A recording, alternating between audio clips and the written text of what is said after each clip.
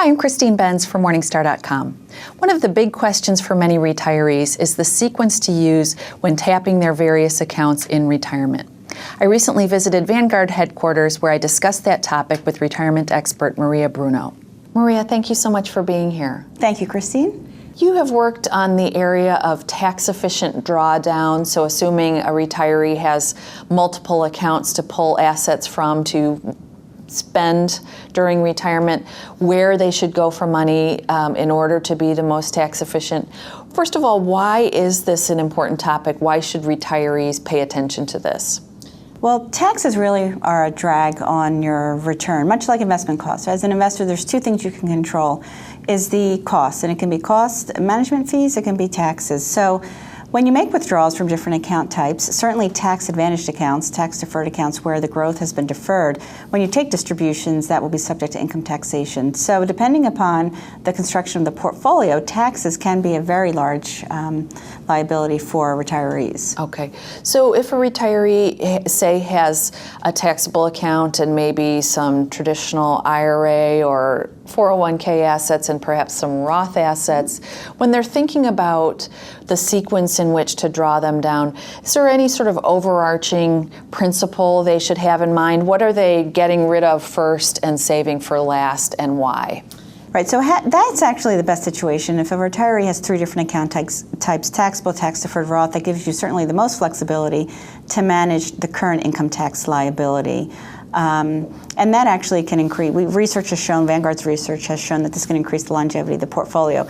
Generally speaking, because the account vehicles are taxed differently, Roths, for instance, are tax-free. It's usually best to let those accounts grow, even tax-deferred accounts, because you get the benefit of the deferral of the growth or tax-free growth. So the general framework is to spend down taxable accounts first and let those accounts continue to grow tax-free or tax-deferred. Okay, so assuming someone has some IRA accounts, where do they fit in? Let's talk about whether they are pre-70 and a half and have to and don't have to take RMDs, or if they are older than age 70 and a half and are taking RMDs. Where would those tax-deferred accounts fit in the sequence?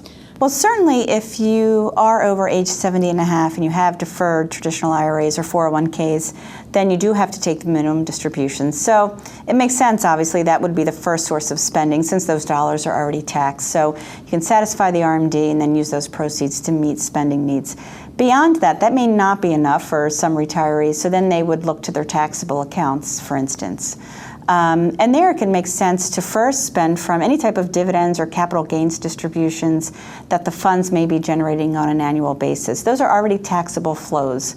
So these distributions come to you as an investor, they're already taxed. So that, when you think about taxable accounts, those are the first source of spending. From there, if you need to actually take withdrawals from the portfolio, then it makes sense to take a look at what you might be facing in terms of any type of capital gains. So you have the opportunity potentially, if you have assets at a loss, maybe to net some gains and losses.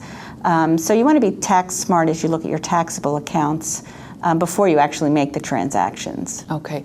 And the person who is pre-RMD, how do they think about their tax-deferred accounts? It sounds like they would come after the taxable accounts, but before the Roth? Yeah, generally speaking, I mean, there's a general framework in that you spend taxable accounts first, because when you sell shares of taxable accounts, they're taxed at cap gains rates, which are currently lower than ordinary income tax rates.